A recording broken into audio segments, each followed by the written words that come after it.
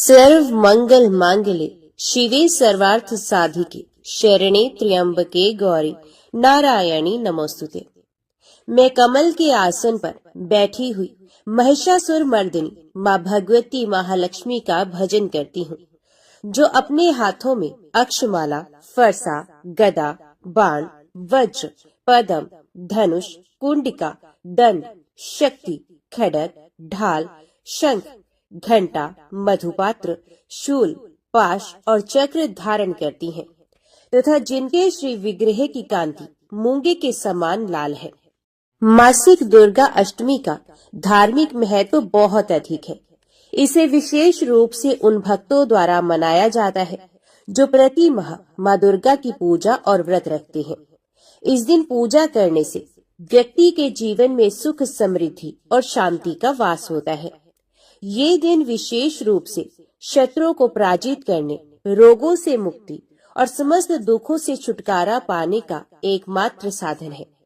आज के वीडियो में आप श्रवण करेंगे दुर्गा अष्टमी की पौराणिक व्रत कथा। ऋषि कहते हैं, पूर्व काल में देवताओं और असुरों में पूरे 100 वर्षों तक घोर संग्राम हुआ था। उसमें असुरों का स्वामी महिषासुर था और देवताओं का नायक इंद्र। उस युद्ध में देवताओं की सेना महाबली असुरों से परास्त हो गई। संपूर्ण देवताओं को जीतकर महिषासुर इंद्र बन बैठा। तब पराजित देवता प्रजापति ब्रह्मा जी को आगे करके उस स्थान पर गए जहाँ भगवान शंकर और भगवान विष्णु विराजमान थे। देवताओं ने महिषासुर के पराक्रम तथा अपनी पराजय का यथावत वृतांत उन दोनों देवेश्वरों से विस्तार पूर्वक कह सुनाया और वे बोले, हे भगवान, महिषासुर सूर्य, इंद्र, अग्नि, वायु, चंद्रमा, यम, वरुण तथा अन्य देवताओं के भी अधिकार छीनकर स्वयं ही सबका अधिष्ठाता बना बैठा है। उस दुरात्मा महिष ने समस्त देवताओं को स्वर्ग से निकाल दिया है। अब वे मनुष्यों की भांति पृथ्वी पर विचरते हैं। दैत्यों की ये सारी करतूत हमने आप लोगों से कह सुनाई।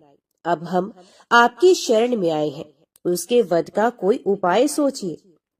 इस प्रकार देवताओं के वचन सुनकर भगवान विष्णु और भगवान शिव ने दैत्यों पर बड़ा क्रोध किया। उनकी बोहें तन गई और मुंह टेढ़ा हो गया। तब अत्यंत कोप में भरे हुए चक्रपाणी श्री विष्णु के मुख से एक महान तेज प्रकट हुआ। इसी प्रकार ब्रह्मा, शंकर तथा इंद्र आदि अन्य देवताओं के शरीर से भी बड़ा भारी तेज निकला। वे सब मिलकर एक हो गया। महान तेज का वह पुंज पर्वत सा जान पड़ता था। देवताओं ने देखा, वहां उसकी ज्वालाएं संपूर्ण दिशाओं में व्याप्त हो रही थी। संपूर्ण देवताओं के शरीर से प्रकट हुए उस तेज की कहीं तुलना नहीं थी। एकत्रित होने पर वह एक नारी के रूप में परिणित हो गया और अपने प्रकाश से तीनों लोकों में व्याप्त जान पड़ा। भगवान शंकर का जो तेज था, उससे उस देवी का मुख प्रकट हुआ। यमराज के तेज से उसके सर पे बाल आ गए। भगवान विष्णु के तेज से उसकी भुजाएं प्रकट हुई। चंद्रमा के तेज से दोनों स्तनों का और इंद्र के तेज से मध्य भाग तट प्रदेश का प्रादुर्भाव हुआ। वरुण के तेज से जंघा और पिंडली तथा पृथ्वी के तेज से नितंब भाग प्रकट हुआ। ब्रह्मा जी के तेज से दोनों चरण और सूर्य के तेज से उनकी अंगुलियां प्रकट हुई। वसुओं के तेज से हाथों की अंगुलियां और कुबेर के तेज से नासिका प्रकट हुई। उस देवी के दांत प्रजापति के तेज से और तीनों नेत्र अग्नि के तेज से प्रकट हुए थे। उसकी बोहें संध्या के और कान वायु के तेज से उत्पन्न हुए थे। इसी प्रकार अन्य देवताओं के तेज से उस कल्याणकारी देवी का आविर्भाव हुआ। तदंतर समस्त देवताओं के तेज पुंज से प्रकट हुई देवी को देखकर महिषासुर के सताए हुए देवता बहुत प्रसन्न हुए। पिनाकधारी भगवान शंकर ने अपने शूल से एक शूल निकालकर उन्हें दिया। फिर भगवान विष्णु ने भी अपने चक्र से चक्र उत्पन्न करके माँ भगवती को अर्पण किया। वरुण ने भी शंख भेंट किया। अग्नि ने उन्हें शक्ति दी और वायु ने धनुष तथा बाण से भरे हुए 2 तरकस प्रदान किए। सहस्र नेत्रों वाले देवराज इंद्र ने अपने वज्र से एक वज्र उत्पन्न करके दिया और ऐरावत हाथी से उतारकर एक घंटा भी प्रदान किया। यमराज ने काल दंड से दंड, वरुण ने पाश, प्रजापति ने स्वतिक्ष की माला तथा ब्रह्मा जी ने कमंडलू भेंट किया। सूर्य ने देवी के समस्त रोमकूपों में अपनी किरणों का तेज भर दिया। काल ने उन्हें चमकती हुई ढाल और तलवार दी। क्षीर समुद्र ने उज्जवल हार तथा कभी जीर्ण न होने वाले 2 दिव्य वस्त्र भेंट किए। साथ ही उन्होंने दिव्य चूड़ामणि, 2 कुंडल, कड़े, उज्जवल अर्धचंद्र, सब बाहुओं के लिए केयूर, दोनों चरणों के लिए निर्मल नुपुर, गले की सुंदर हंसली और सब अंगुलियों में पहनने के लिए रत्नों की बनी अंगूठियां दी। विश्वकर्मा ने उन्हें अत्यंत निर्मल फरसा भेंट किया। साथ ही अनेक प्रकार के अस्त्र और अभेद्य कवच दिए। इनके सिवा मस्तक और वक्ष स्थल पर धारण करने के लिए कभी न कुम्हलाने वाले कमलों की मालाएं दी। जल्द ही ने उन्हें सुंदर कमल का फूल भेंट किया। हिमालय ने सवारी के लिए सिंह तथा भांति भांति के रत्न समर्पित किए। धन अध्यक्ष कुबेर ने मधु से भरा पान पात्र दिया तथा संपूर्ण नागों के राजा शेष ने, जो इस पृथ्वी को धारण करते हैं, उन्हें बहुमूल्य मणियों से विभूषित नागहार भेंट किया। इसी प्रकार अन्य देवताओं ने भी आभूषण और अस्त्र शस्त्र देकर देवी का सम्मान किया। तत्पश्चात उन्होंने बारंबार अट्टहास पूर्वक उच्च स्वर से गर्जना की। उनके भयंकर नाद से संपूर्ण आकाश गूंज उठा। देवी का वे अत्यंत उच्च स्वर से किया हुआ सिंहनाद कहीं समा न सका। आकाश उसके सामने लघु प्रतीत होने लगा। उससे बड़े जोर की प्रतिध्वनि हुई, जिससे संपूर्ण विश्व में हलचल मच गई और समुद्र कांप उठे। पृथ्वी डोलने लगी और समस्त पर्वत हिलने लगे। उस समय देवताओं ने अत्यंत प्रसन्नता के साथ सिंह वाहिनी भवानी से कहा, हे देवी, तुम्हारी जय हो। साथ ही महर्षियों ने भक्ति भाव से विनम्र होकर उनका स्तवन किया। संपूर्ण त्रिलोकी को शोभग्रस्त देख दैत्यगण अपनी समस्त सेना को कवच आदि से सुसज्जित कर हाथों में हथियार ले सहसा उठकर खड़े हो गए। उस समय महिषासुर ने बड़े क्रोध में आकर कहा, आह, ये क्या हो रहा है। फिर वे संपूर्ण असुरों से घिरकर उस सिंहनाद की ओर लक्ष्य करके दौड़ा और आगे पहुंचकर उसने देवी को देखा, जो अपनी प्रभा से तीनों लोगों को प्रकाशित कर रही थी। उनके चरणों के भार से पृथ्वी दबी जा रही थी। माथे के मुकुट से आकाश में रेखा से खींच रही थी तथा वे अपने धनुष की टंकार से 7 पातालों को शुद्ध किए देती थी। देवी अपनी 1000 भुजाओं से संपूर्ण दिशाओं को आच्छादित करके खड़ी थी। तुरंत उनके साथ दैत्यों का युद्ध छिड़ गया। नाना प्रकार के अस्त्र शस्त्रों के प्रहार से संपूर्ण दिशाएं उद्भासित होने लगी। चिक्षुर नामक महान असुर महिषासुर का सेना नायक था। वह देवी के साथ युद्ध करने लगा। अन्य दैत्यों की चतुरंगिणी सेना साथ लेकर चामर भी लड़ने लगा। 60,000 रथियों के साथ आकर उदगर नामक महादैत्य ने लोहा लिया। 1 करोड़ रथियों को साथ लेकर महाहनु नामक दैत्य युद्ध करने लगा, जिसके रोए तलवार के समान तीखे थे। वे 80 लोमा नाम का महादैत्य 5 करोड़ रथी सैनिकों सहित युद्ध में आ डटा। 60 लाख रथियों से घिरा हुआ वाशकल नामक दैत्य भी उस युद्ध भूमि में लड़ने लगा। परिवारित नामक राक्षस हाथी सवार और घुड़सवारों के अनेक दलों तथा 1 करोड़ रथियों की सेना लेकर युद्ध करने लगा। बिडाल नामक दैत्य 5 अरब रथियों से घिरकर लोहा लेने लगा। इनके अतिरिक्त और भी हजारों महादैत्य रथ, हाथी और घोड़ों की सेना साथ लेकर वहां देवी के साथ युद्ध करने लगे। स्वयं महिषासुर उस रणभूमि में कोटि कोटि सहस्र रथ, हाथी और घोड़ों की सेना से घिरा हुआ खड़ा था।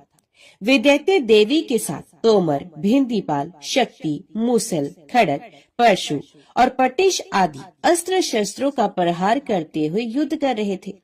कुछ दैत्यों ने उन पर शक्ति का प्रहार किया, कुछ लोगों ने पाश फेंके तथा कुछ दूसरे दैत्यों ने खड्ग प्रहार करके देवी को मार डालने का उद्योग किया। देवी ने भी क्रोध में भरकर खेल खेल में ही अपने अस्त्र शस्त्रों की वर्षा करके दैत्यों के वे समस्त अस्त्र शस्त्र काट डाले। उनके मुख पर परिश्रम या थकावट का रंच मात्र भी चिन्ह नहीं था। देवता और ऋषि उनकी स्तुति कर रहे थे और वे भगवती परमेश्वरी दैत्यों के शरीरों पर अस्त्र शस्त्रों की वर्षा करती रही। देवी का वाहन वह सिंह भी क्रोध में भरकर गर्दन के बालों को हिलाता हुआ असुरों की सेना में इस प्रकार विचरने लगा, मानो वनों में दावा नल फैल रहा हो। रणभूमि में दैत्यों के साथ युद्ध करती हुई देवी अंबिका ने जितने निश्वास छोड़े वे सभी तत्काल सैकड़ों हजारों गणों के रूप में प्रकट हो गए और परशु, भेंदीपाल, खड्ग तथा पटेश आदि अस्त्रों द्वारा असुरों का सामना करने लगे। देवी की शक्ति से बड़े हुए वे गण असुरों का नाश करते हुए नगाड़ा और शंख आदि बजाने लगे। उस संग्राम महोत्सव में कितने ही गण मृदंग बजा रहे थे। तदंतर देवी ने त्रिशूल से, गदा से, शक्ति की वर्षा से और खड्ग आदि से सैकड़ों महादैत्यों का संहार कर डाला। कितनों को घंटे के भयंकर नाद से मूर्छित करके मार गिराया। बहुतेरे दैत्यों को पाश से बांधकर धरती पर घसीटा। कितने ही दैत्य उनकी तीखी तलवार की मार से दो दो टुकड़े हो गए। कितने ही गदा की चोट से घायल हो धरती पर सो गए। कितने ही मूसल की मार से अत्यंत आहत होकर रक्त वमन करने लगे। कुछ दैत्य शूल से छाती फट जाने के कारण पृथ्वी पर ढेर हो गए। उस रणांगन में बाण समूहों की वृष्टि से कितने ही असुरों की कमर टूट गई। बाज की तरह झपटने वाले देव पीड़ित दैत्यगण अपने प्राणों से हाथ धोने लगे। किन्हीं की बाहें छिन्न भिन्न हो गई, कितनों की गर्दनें कट गई, कितने ही दैत्यों के मस्तक कट कट कर गिरने लगे। कुछ लोगों के शरीर मध्य भाग में ही विलीन हो गए। कितने ही महादैत्य जांघें कट जाने से पृथ्वी पर गिर पड़े। कितनों को ही देवी ने एक बाह, एक पैर और एक नेत्र वाला करके दो टुकड़ों में चीर डाला। कितने ही दैत्य मस्तक कट जाने पर भी गिरकर फिर उठ जाते और केवल धड़ के ही रूप में अच्छे अच्छे हथियार हाथ में देवी के साथ युद्ध करने लगते थे। दूसरे कबंध युद्ध के बाजों की लय पर नाचते थे। कितने ही बिना सर के धड़ हाथों में खड्ग, शक्ति और रिष्टि लेकर दौड़ते थे तथा दूसरे महादैत्य ठहरो ठहरो ये कहते हुए देवी को युद्ध के लिए ललकारते थे। जहाँ वे घोर संग्राम हुआ था वहाँ की धरती देवी के गिराए हुए रथ, हाथी, घोड़े और असुरों की लाशों में ऐसी पट गई थी कि वहाँ चलना फिरना असंभव हो गया था। दैत्यों की सेना में हाथी, घोड़े और असुरों के शरीरों से इतनी अधिक मात्रा में रक्तपात हुआ था कि थोड़ी ही देर में वहाँ खून की बड़ी बड़ी नदियां बहने लगी। जगदम्बा ने असुरों की विशाल सेना को क्षण भर में नष्ट कर दिया। ठीक उसी तरह जैसे तृण और काठ के भारी ढेर को आग कुछ ही क्षण में भस्म कर देती है। और वे सिंह भी गर्दन के बालों को हिला हिलाकर जोर जोर से गर्जना करता हुआ दैत्यों के शरीर से मानो उनके प्राण चुन लेता था। वहां देवी के गणों ने भी उन महादैत्यों के साथ ऐसा युद्ध किया जिससे देवतागण उन पर आकाश से फूल बरसाने लगे और उन सब से बहुत संतुष्ट हुए। जगदम्बा के श्रीअंगों की कांति उदय काल के सहस्रों सूर्यों के समान है। वे लाल रंग की रेशमी साड़ी पहने हुए हैं। उनके गले में मुंडमाला शोभा पा रही है। दोनों स्तनों पर रक्त चंदन का लेप लगा है। वे अपने कर कमलों में जप मालिका, विद्या, अभय तथा वर मुद्राएं धारण करती हैं। 3 नेत्रों से सुशोभित मुखार विंद की बड़ी शोभा हो रही है। उनके मस्तक पर चंद्रमा के साथ ही रतन में मुकुट बंधा है तथा वे कमल के आसन पर विराजमान है। ऐसी देवी को मैं भक्ति पूर्वक प्रणाम करता हूँ। दैत्यों की सेना को इस प्रकार तहस नहस होते देख महादैत्य सेनापति चिक्षुर क्रोध में भरकर अंबिका देवी से युद्ध करने को आगे बढ़ा। व्यसुर रणभूमि में देवी के ऊपर इस प्रकार बाणों की वर्षा करने लगा जैसे बादल मेरू गिरी के शिखर पर पानी की धार बरसा रहा हो। तब देवी ने अपने बाणों से उसके बाण समूह को अनायास ही काटकर उसके घोड़ों और साथी को भी मार डाला। साथ ही उसके धनुष तथा अत्यंत ऊंची ध्वजा भी तत्काल काट गिराया। धनुष कट जाने पर उसके अंगों को अपने बाणों से बेंध डाला। धनुष, रथ, घोड़े और सारथी के नष्ट हो जाने पर वे असुर ढाल और तलवार लेकर देवी की ओर दौड़ा। उसने तीखी धार वाली तलवार से सिंह के मस्तक पर चोट करके देवी की भी बाईं भुजा में बड़े वेग से प्रहार किया। देवी की बाह पर पहुंचते ही वे तलवार टूट गई।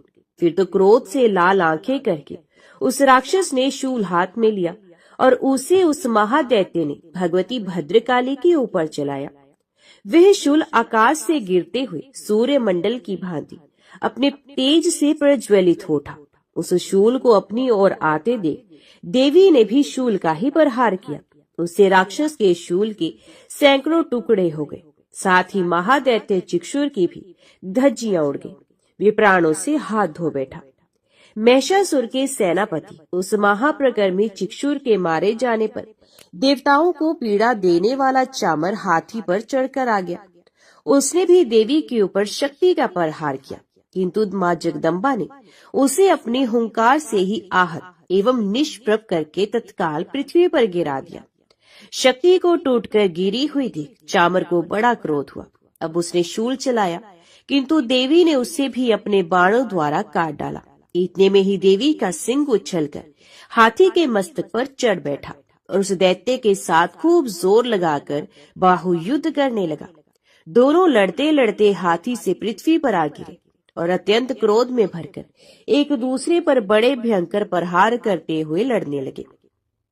तदंतर सिंह बड़े जोर से आकाश की ओर उछला और उधर से गिरते समय उसने पंजों की मार से चामर का सर धड़ से अलग कर दिया। इसी प्रकार उदगर भी शीला और वृक्ष आदि की मार खाकर रणभूमि में देवी के हाथ से मारा गया तथा कराल भी दांतों, मुक्कों और थप्पड़ों की चोट से धराशायी हो गया। क्रोध में भरी हुई देवी ने गदा की चोट से उद्धव का चूमर निकाल दिया। रिंधीपाल से वाष्कल को तथा बाणों से ताम्र और अंधक को मौत के घाट उतार दिया। 3 नेत्रों वाली परमेश्वरी ने त्रिशूल से उग्रा से उग्रवीर तथा महाहनु नामक दैत्य को मार डाला। तलवार की चोट से विडाल के मस्तक को धड़ से अलग कर दिया। दुर्धर और दुर्मुख इन दोनों को भी अपने बाणों से यमलोक भेज दिया। इस प्रकार अपनी सेना का संहार होता देख महिषासुर ने भैंसे का रूप धारण करके देवी के गणों को त्रास देना आरंभ किया। किन्हीं को थुथुन से मारकर, किन्हीं के ऊपर खूरों का प्रहार करके, किन्हीं की पूंछ से चोट पहुंचाकर, कुछ को सींगों से वेदीर्ण करके, कुछ गणों को वेग से, किन्हीं को सिंहनाद से, कुछ को चक्कर देकर और कितनों को निश्वास वायु के झोंके से धराशायी कर दिया। इस प्रकार गणों की सेना को गिराकर वही असुर महादेवी के सिंह को मारने के लिए झपटा। इससे मां जगदम्बा को बड़ा क्रोध हुआ। उधर महाप्रकर्मी महिषासुर भी क्रोध में भरकर धरती को खुरोद से खोदने लगा तथा अपने सींगों से ऊंचे ऊंचे पर्वतों को उठाकर फेंकने और गरजने लगा। उसके वेग से चक्कर देने के कारण पृथ्वी शुद्ध होकर फटने लगी। उसकी पूंछ से टकराकर समुद्र सबोर से धरती को डुबोने लगा। हिलते हुए सींगों के आघात से विदीर्ण होकर बादलों के टुकड़े टुकड़े हो गए। उसके श्वास की प्रचंड वायु के वेग से उड़े हुए सैकड़ों पर्वत आकाश से गिरने लगे। इस प्रकार क्रोध में भरे हुए उस महादैत्य को अपनी ओर आते देख देवी चंडिका ने उसका वध करने के लिए महान क्रोध किया। उन्होंने पाश फेंक कर उस महान असुर को बांध लिया। उस महासंग्राम में बंध जाने पर उसने भैंसे का रूप त्याग दिया और तत्काल सिंह के रूप में वह प्रकट हो गया। उस अवस्था में जगदम्बा ज्यों ही उसका मस्तक काटने को उद्यत हुई, त्यों ही वे खड्गधारी पुरुष के रूप में दिखाई देने लगा। तब देवी ने तुरंत ही बाणों की वर्षा करके ढाल और तलवार के साथ उस पुरुष को भी बींध डाला। इतने में ही वे महान गजराज के रूप में परिणित हो गया तथा अपनी सूंड से देवी के विशाल सिंह को खींचने और गरजने लगा। खींचते समय देवी ने तलवार से उसकी सूंड काट डाली। तब उस महादैत्य ने पुनः भैंसे का रूप धारण कर लिया और पहले की ही भांति चराचर प्राणियों सहित तीनों लोकों को व्याकुल करने लगा। तब क्रोध में भरी हुई जगत माता चंडिका बारंबार उत्तम मधु का पान करने और लाल आंखें करके हंसने लगी। उधर वे बल और पराक्रम के मद से उन्मत्त हुआ राक्षस अपने सींगों से इस चंडी के ऊपर पर्वतों को फेंकने लगा और डकारने लगा। उस समय देवी अपने बाणों के समूहों से उसके फेंके हुए पर्वतों को चूर्ण करती हुई बोली। बोलते समय उनका मुख मधु के मद से लाल हो रहा था और वाणी लड़खड़ा रही थी। देवी ने कहा, अरे ओ मूर्ख, मैं जब तक मधु पीती हूँ तब तक तू क्षण भर के लिए खूब गरज ले। मेरे हाथ से यही तेरी मृत्यु हो जाने पर जब शीघ्र ही देवता भी गर्जना करेंगे। ऋषि कहते हैं, योग कहकर देवी उछली और महादैत्य के ऊपर चढ़ गई। फिर अपने पैर से उसे दबाकर उन्होंने शूल से उसके कंठ में आघात किया। उनके पैर से दबा होने पर भी महिषासुर अपने मुख से दूसरे रूप में बाहर आने लगा। अभी आधे शरीर से ही वे बाहर निकलने पाया था कि देवी ने अपने प्रभाव से उसे रोक दिया। आधा निकला होने पर भी वे महादैत्य देवी से युद्ध करने लगा। तब देवी ने बहुत बड़ी तलवार से उसका मस्तक काट गिराया। फिर तो हाहाकार करती हुई दैत्यों की सारी सेना भाग गई तथा संपूर्ण देवता अत्यंत प्रसन्न हो गए। देवताओं ने दिव्य महर्षियों के साथ दुर्गा देवी का स्तवन किया। गंधर्वराज गान करने लगे तथा अप्सराएं नृत्य करने लगी। सिद्धि की इच्छा रखने वाले पुरुष जिनकी सेवा करते हैं तथा देवता जिन्हें सब ओर से घेरे रहते हैं, उन जया नाम वाली दुर्गा देवी का ध्यान करें। उनके श्रीअंगों की आभा काले मेघ के समान श्याम है। अपने कटाक्षों से शत्रु समूह को भय प्रदान करती है। उनके मस्तक पर आबद्ध चंद्रमा की रेखा शोभा पाती है। वे अपने हाथों में शंख, चक्र, कृपाण और त्रिशूल धारण करती हैं। उनके 3 नेत्र हैं। वे सिंह के कंधे पर चढ़ी हुई हैं और अपने तेज से तीनों लोगों को परिपूर्ण कर रही हैं। अत्यंत पराक्रमी दुरात्मा महिषासुर तथा उसकी दैत्य सेना की देवी के हाथ से मारे जाने पर इंद्र आदि देवता प्रणाम के लिए गर्दन तथा कंधे झुकाकर उन देवी भगवती दुर्गा का उत्तम वचनों द्वारा स्तवन करने लगे। उस समय उनके सुंदर अंगों में अत्यंत हर्ष के कारण रोमांच हो आया था। देवता बोले, संपूर्ण देवताओं की शक्ति का समुदाय ही जिनका स्वरूप है तथा जिन देवी ने अपनी शक्ति से संपूर्ण जगत को व्याप्त कर रखा है, समस्त देवताओं और महर्षियों की पूजनीय जगदम्बा को हम भक्ति पूर्वक नमस्कार करते हैं। वे हम लोगों का कल्याण करें। जिनके अनुभव प्रभाव और बल का वर्णन करने में भगवान शेषनाग और ब्रह्मा जी तथा महादेव जी भी समर्थ नहीं है। ये भगवती चंडिका संपूर्ण जगत का पालन एवं अशुभ भय का नाश करने का विचार करें। जो पुण्य आत्माओं के घरों में स्वयं ही लक्ष्मी रूप से, पापियों के यहाँ दरिद्रता रूप से, शुद्ध अंतकरण वाले पुरुषों के हृदय में बुद्धि रूप से, सत्पुरुषों में श्रद्धा रूप से तथा कुलीन मनुष्य में लज्जा रूप से निवास करती हैं, उन आप भगवती दुर्गा को हम नमस्कार करते हैं। देवी, संपूर्ण विश्व का पालन कीजिए। देवी, आपके इन अचिंत्य रूप का, असुरों का नाश करने वाले भारी पराक्रम का तथा समस्त देवताओं और दैत्यों के समक्ष युद्ध में प्रकट किए हुए आपके अद्भुत चरित्रों का हम किस प्रकार वर्णन करें। अब संपूर्ण जगत की उत्पत्ति में कारण है। आप में सत्वगुण, रजोगुण और तमोगुण, ये तीनों गुण मौजूद हैं, तो भी दोषों के साथ आपका संसर्ग नहीं जान पड़ता। भगवान विष्णु और महादेव जी आदि देवता भी आपका पार नहीं पाते। आप ही सबका आश्रय है। ये समस्त जगत आपका अंशभूत है, क्योंकि आप सबकी आदिभूत अव्याकृता प्राप्त करती हैं। देवी, संपूर्ण यज्ञों में जिसके उच्चारण से सब देवता तृप्ति लाभ करते हैं, वे स्वाहा आप ही है। इसके अतिरिक्त आप पितरों की भी तृप्ति का कारण है। अतएव सब लोग आपको स्वधा भी कहते हैं। देवी, जो मोक्ष की प्राप्ति का साधन है, अचिंत्य महाव्रत स्वरूपा है, समस्त दोषों से रहित जितेंद्रिय तत्व को ही सार वस्तु मानने वाले तथा मोक्ष की अभिलाषा रखने वाले मुनिजन जिसका अभ्यास करते हैं, वे भगवती परा विद्या आप ही है। आप शब्द स्वरूपा है। अत्यंत निर्मल ऋग्वेद, यजुर्वेद तथा उद्वेद के मनोहर पदों के पाठ से युक्त सामवेद का भी आधार आप ही है।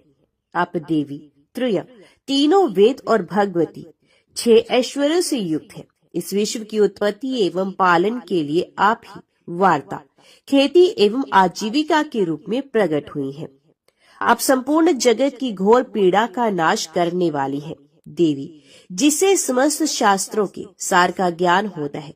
वे मेधा शक्ति आप ही है। दुर्गम भवसागर से पार उतारने वाली नौका रूप दुर्गा देवी भी आप ही है। आपकी कहीं भी आसक्ति नहीं है। कैटव के शत्रु भगवान विष्णु के वक्षस्थल में एकमात्र निवास करने वाली भगवती लक्ष्मी तथा भगवान चंद्रशेखर द्वारा सम्मानित देवी गौरी भी आप ही है। आपका मुख मंद मुस्कान से सुशोभित, निर्मल, पूर्ण चंद्रमा के बिंब का अनुकरण करने वाला और उत्तम स्वर्ण की मनोहर कांति से कमनीय है। तो भी उसे देखकर महिषासुर को क्रोध हुआ और सहसा उसने उस पर प्रहार कर दिया। ये बड़े आश्चर्य की बात है देवी। वही मुख जब क्रोध से युक्त होने पर उदय काल के चंद्रमा की भांति लाल और तनी हुई बोहों के कारण विकराल हो उठा, तब उसे देखकर जो महिषासुर के प्राण तुरंत नहीं निकल गए, वे उससे भी बढ़कर आश्चर्य की बात है। क्योंकि क्रोध में भरे हुए यमराज को देखकर भला कौन जीवित रह सकता है। देवी, आप प्रसन्न हो। परमात्मा स्वरूप आपके प्रसन्न होने पर जगत का भी उदय होता है और क्रोध में भर जाने पर आप तत्काल ही कितने कुलों का सर्वनाश कर डालती हैं। ये बात अभी अनुभव में आई है, क्योंकि महिषासुर की ये विशाल सेना क्षण भर में आपके कोप से नष्ट हो गई है। सदा अभी उदय प्रदान करने वाली आप जिन पर प्रसन्न रहती हैं, वही देश में सम्मानित है। उन्हीं को धन और यश की प्राप्ति होती है। उन्हीं का धर्म कभी शिथिल नहीं होता तथा वे ही अपने रिष्ट पुष्ट स्त्री पुत्र और भृत्यों के साथ धन्य माने जाते हैं। देवी, आपकी ही कृपा से पुण्य आत्मा पुरुष प्रतिदिन अत्यंत श्रद्धा पूर्वक सदा सब प्रकार के धर्म अनुकूल कर्म करता है और उसके प्रभाव से स्वर्गलोक में जाता है। इसलिए आप तीनों लोकों में निश्चय ही मनोवांछित फल देने वाली है। माँ दुर्गे, आप स्मरण करने पर सब प्राणियों का भय हर लेती हैं और स्वस्थ पुरुषों द्वारा चिंतन करने पर उन्हें परम कल्याणमयी बुद्धि प्रदान करती हैं। दुख, दरिद्रता और भय हरने वाली देवी, आपके सिवा दूसरी कौन है जिसका चित्त सबका उपकार करने के लिए सदा ही व्याग्र रहता हो। देवी, इन राक्षसों के मरने से संसार को सुख मिले तथा ये राक्षस चिरकाल तक नरक में रहने के लिए भले ही पाप करते हो, इस समय संग्राम में मृत्यु को प्राप्त होकर स्वर्गलोक में जाए, निश्चय ही यही सोचकर आप शत्रुओं का वध करती हैं। आप शत्रुओं पर शस्त्रों का प्रहार क्यों करती हैं? समस्त अस्त्रों को दृष्टिपात मात्र से ही भस्म क्यों नहीं कर देती? इसमें एक रहस्य है। ये शत्रु भी हमारे शस्त्रों से पवित्र होकर उत्तम लोकों में जाए, इस प्रकार उनके प्रति भी आपका विचार अत्यंत उत्तम रहता है। खड़ग के तेज पुंज की भयंकर दीप्ति से तथा आपके त्रिशूल के अग्रभाग की घनीभूत प्रभा से चौंधियाकर जो अस्त्रों की आंखें फूट रही गई, उसमें कारण यही था कि ये मनोहर रश्मियों से चंद्रमा के समान आनंद प्रदान करने वाले आपके सुंदर मुख का दर्शन करते थे। देवी, आपका शील दुराचारियों के बुरे बर्ताव को दूर करने वाला है। साथ ही ये रूप ऐसा है जो कभी चिंतन में नहीं आ सकता और जिसकी कभी दूसरों से तुलना भी नहीं की जा सकती, तथा आपका बल और पराक्रम तो उन दैत्यों का भी नाश करने वाला है जो कभी देवताओं के पराक्रम को भी नष्ट कर चुके थे। इस प्रकार आपने शत्रुओं पर भी अपनी दया ही प्रकट की है। वरदायिनी देवी, आपके इस पराक्रम की किसके साथ तुलना हो सकती है? तथा शत्रु को भय देने वाले एवं अत्यंत मनोहर ऐसा रूप ही आपके सिवा और कहाँ है? हृदय में कृपा और युद्ध में निष्ठुरता, ये दोनों बातें तीनों लोगों के भीतर केवल आप में ही देखी गई हैं। माता, आपने शत्रु का नाश करके समस्त त्रिलोकी की रक्षा की है। उन शत्रु को भी युद्ध भूमि में मारकर स्वर्गलोक में पहुंचाया है तथा उन्मत्त दैत्यों से प्राप्त होने वाले हम लोगों के भय को भी दूर कर दिया है। आपको हमारा नमस्कार है। देवी, आप शूल से हमारी रक्षा करें, अंबिके खड्ग से भी हमारी रक्षा करें तथा घंटा की ध्वनि और धनुष की टंकार से भी आप हम लोगों की रक्षा करें। चंड के पूर्व, पश्चिम और दक्षिण दिशा में आप हमारी रक्षा करें तथा हे ईश्वरी, अपने त्रिशूल को घुमाकर आप उत्तर दिशा में भी हमारी रक्षा करें। तीनों लोकों में आपके जो परम सुंदर एवं अत्यंत भयंकर रूप विचरते रहते हैं, उनके द्वारा भी आप हमारी तथा इस भूलोक की रक्षा करें। हे अंबिके, आपके कर पल्लवों में शोभा पाने वाले खड़ग, शूल और गदा आदि जो अस्त्र हो, उन सबके द्वारा आप सब ओर से हम लोगों की रक्षा करें। इस प्रकार जब देवताओं ने जगत माता दुर्गा की स्तुति की और नंदन वन के दिव्य पुष्पों और गंध चंदन आदि के द्वारा उनका पूजन किया, फिर सबने मिलकर जब भक्ति पूर्वक दिव्य धूपों की सुगंध निवेदन की, देवी ने प्रसन्न वंदन होकर प्रणाम करते हुए सब देवताओं ने कहा। देवी बोली, देवताओं, तुम सब लोग मुझसे जिस वस्तु की अभिलाषा रखते हो उसे मांगो। देवता बोले, भगवती ने हमारी सब इच्छा पूर्ण कर दी, अब कुछ भी बाकी नहीं, क्योंकि हमारा ये शत्रु महिषासुर मारा गया। महेश्वरी, इतने पर भी यदि आप हमें और वर देना चाहती हैं, तो हम जब जब भी आपका स्मरण करें तब तब आप दर्शन देकर हम लोगों के महान संकट दूर कर दिया करें तथा प्रसन्न मुखी अंबिके, जो मनुष्य इन स्तोत्रों द्वारा आपकी स्तुति करे, उसे वित्त, समृद्धि और वैभव देने के साथ ही उसकी धन और स्त्री आदि संपत्ति को भी बढ़ाने के लिए आप सदा हम पर प्रसन्न रहें। देवताओं ने जब अपने तथा जगत के कल्याण के लिए भद्रकाली देवी को इस प्रकार प्रसन्न किया, तब वे तथास्तु कहकर वहीं अंतर ध्यान हो गई। जय माँ भगवती, जय माँ दुर्गा। आज की वीडियो में इतना ही। उम्मीद करती हूँ वीडियो आपको पसंद आई होगी। वीडियो पसंद आई हो तो वीडियो को लाइक और चैनल को सब्सक्राइब जरूर कीजिएगा। जय माता दी लिखकर कमेंट बॉक्स में अपनी हाजिरी और अपने सुझाव देना ना भूलेगा।